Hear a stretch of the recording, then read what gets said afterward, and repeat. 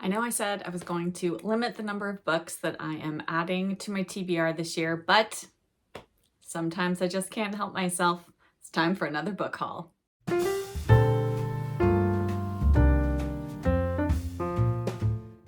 Hello book friends, I'm Jen and welcome to my reading life and welcome to another book haul. Yes, I bought some books. What can I say? I love books. I love bringing books into my life, and really book reading and book buying are two different things. So I'm separating them a little bit. Also, one of the things that I am sort of adding to my to-do list for the year in terms of my Read My Shelves challenge is that I want to unhaul books that I think I no longer want to read. And so while I have brought in some new books, I have also recently unhauled, I think I unhauled 14 books. That was quite a few. And coming up later this week, I am doing another unhaul, part of a series I'm starting where I'm going to go shelf by shelf through my unread books and look through them and evaluate them, and then unhaul books that I think I no longer want to read or I don't want to read anytime in the near future. Particularly if they're books that I know I can get easily from my library or on, Libby or Hoopla or what have you. So stay tuned for that. But today we're not talking about unhauling, we are talking about hauling, and I am here to share some of the books that I have recently acquired. I'm going to start off with two very large books just to kind of get them done. The first, and I had talked about wanting to purchase this, and I have half read this because I have read, this is a collection of books and I have read some of the books that are in this collection, and that is Bramblely Hedge, the Classic Collection by Jill Barklam. And it comes in this beautiful slip case, as you can see, and I will pull the book out so we can take a closer look at it. So this is what the book looks like. Here's the back. It's got the cute little mice sitting at the table here. It says, the enchanting miniature world of Bramblely Hedge first delighted readers of all ages more than 40 years ago. To celebrate its enduring popularity, this exquisite treasury brings together all of the much-loved classic stories in one beautiful volume. So this has Spring Story, Summer Story, Autumn Story, Winter Story, The Secret Staircase, The High Hills, Sea Story, and Poppy's Babies. I have read Spring Story, Winter Story, and Sea Story, I believe. So I do need to read the remainders in this collection, which I'm definitely going to do. And the books that I read were they were about a quarter of the size of this book. And it is so lovely to, let me find a really lovely one. See the illustrations in such a large format. I love all of the little details that she has in here. I love little things. I always have, like The Borrowers. If you grew up in the 70s and 80s, I love the Littles TV show. Anything little and tiny and miniature, I'm very much drawn to. So yes, I am enchanted by Bramblely Hedge, and I'm excited to read the rest of the little stories in here. And then, as you know, I just recently finished reading all of the Laura Ingalls Wilder Little House on the Prairie books, and as a treat to myself, I saw this book and I had to get it. I didn't realize that it was quite so big, but I am so excited that it is because it's just beautiful. And that is Laura Ingalls Wilder, Pioneer Girl, an annotated autobiography. And Pamela Smith Hill is the editor of this. I mean, look at how gorgeous that cover is. So it is an annotated biography of Laura Ingalls Wilder, as it says, and I'm just really looking forward to going through this and learning more. It will be fun to read more about her from a sort of biographical standpoint, since obviously the Little House books have been fictionalized to a degree. So yes, very, very happy to have this in my collection and to spend some time learning more about Laura Ingalls Wilder.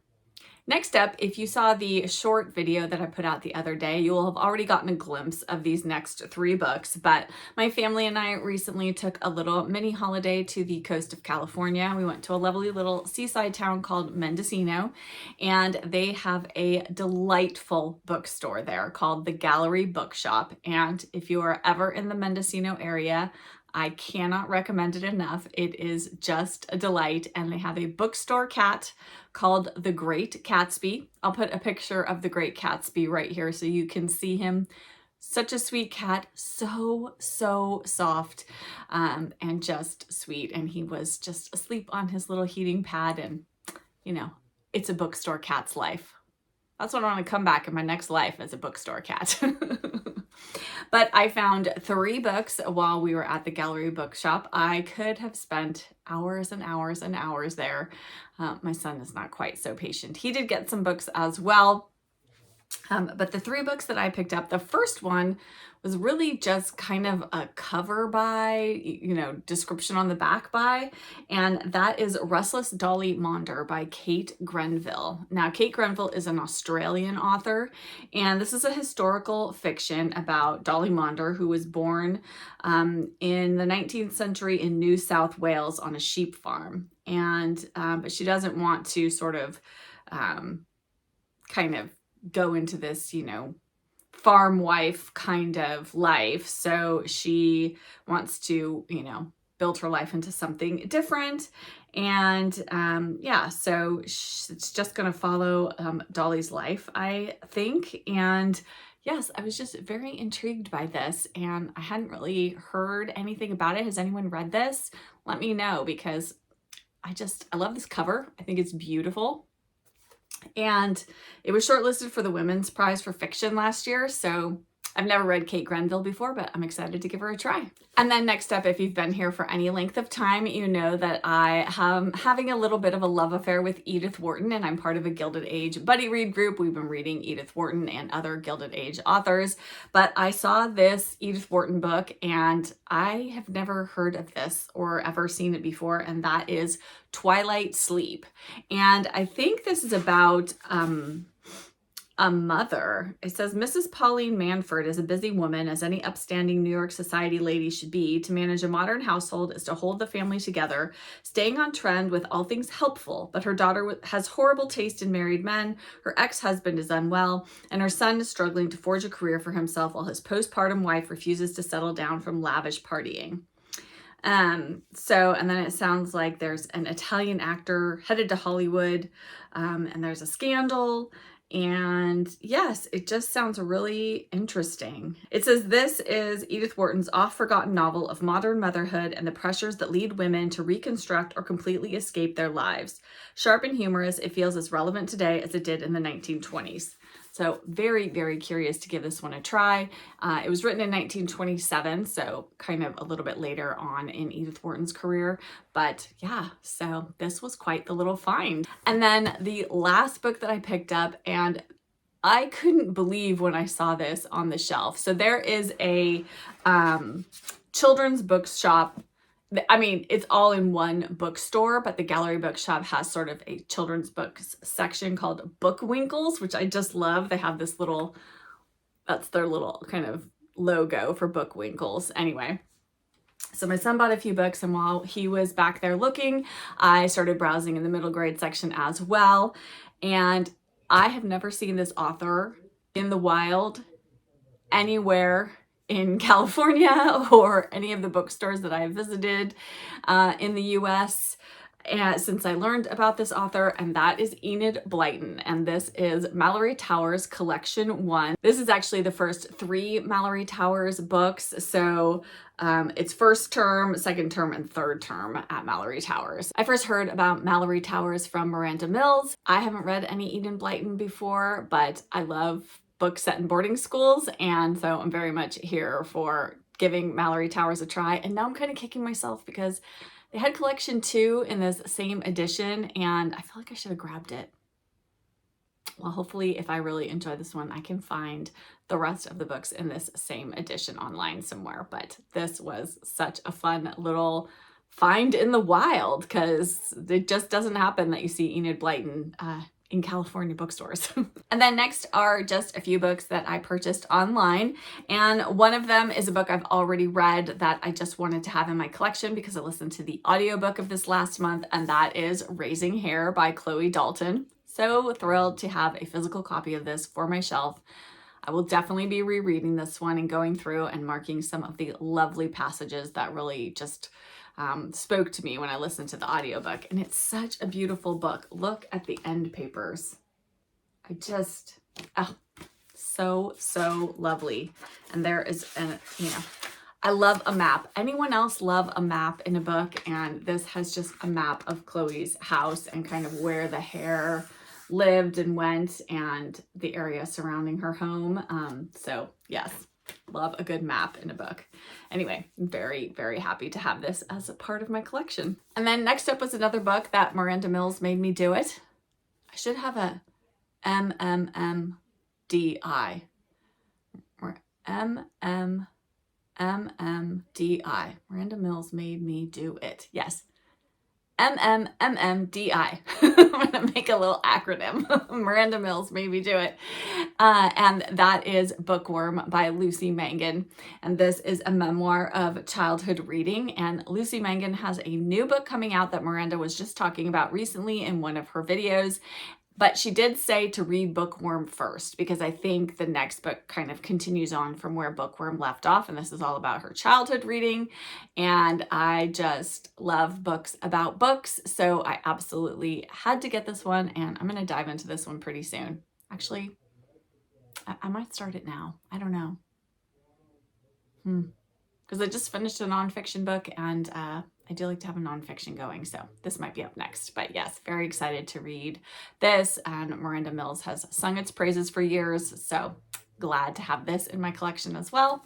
Next up is a book I'm not sure where I heard about this. I hate when I can't remember that, but apologies. I know somebody that I know and whose recommendations in books I trust has read this and recommended it, and that is The Children Who Live in a Barn by Eleanor Graham. This is a Persephone book, and it is actually a children's book, and I was very excited when I heard about this, and because it was middle grade March, I thought I'm just going to get it, and I am going to read this very soon. I don't think it'll be a very long read.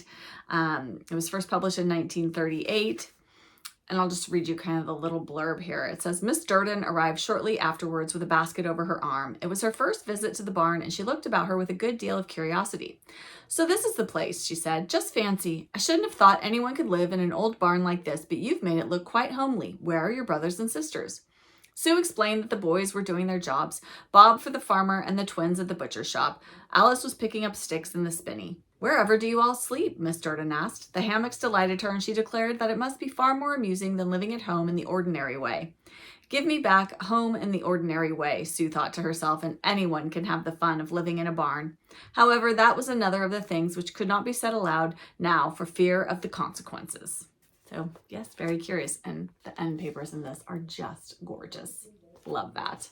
So beautiful. I don't know much about this one. Can't remember anything about it other than that little blurb, and it's about children living in a barn. So I'm going to dive in and find out. And then I have one final book to share, and this book was sent to me by one of you, and I don't know who.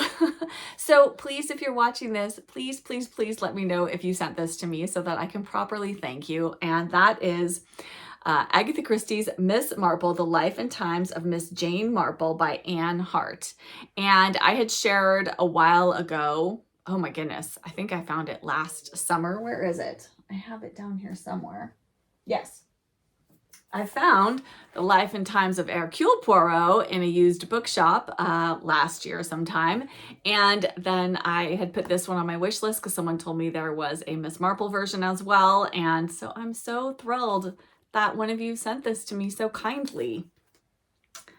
But I don't know who it is. So please, if you're watching this, please leave me a comment down below. Let me know this is from you. Thank you to the lovely anonymous person who sent this to me. I am so thrilled to have it. And it is a slim little book. It's much slimmer than Hercule Poirot's Life and Times. But yes, but I am very much looking forward to, well, reading both of those, but I think I might start with Miss Marple. So thank you again to whomever sent this. And that is my little book haul for today. I would love to chat with you all down in the comments about any of the books in my book haul. Did you see something here that looks particularly intriguing to you? Have you read any of these books? Did you love them? Did you not love them? Let's talk all things book haul down in the comments below. And if you don't have anything that you'd like to add in the comments, but you'd like to let me know that you were here and that you made it to this point in the video, why don't you leave something school related, since I found that Mallory Towers book and it's set in a boarding school. So, you know, books, papers, pencils, I don't know what else there's, an apple, backpack, whatever it might be that looks school related, one of those emojis, leave those in the comments so that I know you were here. I do love seeing that you made it this far, and comments really do help my channel. I so appreciate it when you leave a comment. That is fantastic. But regardless of that, thank you so much for taking time out of your day and spending it here with me. Extra special thanks to those of you who pushed the super thanks button on my last video. I do really appreciate the extra support, as I appreciate all of you just for being here and watching. And if you did enjoy this video, if you could hit that like button. Likes also really help my channel. And subscribe if you aren't already subscribed. I would love to have you join my bookish community. And as always, I'll be back with another video very soon. Bye!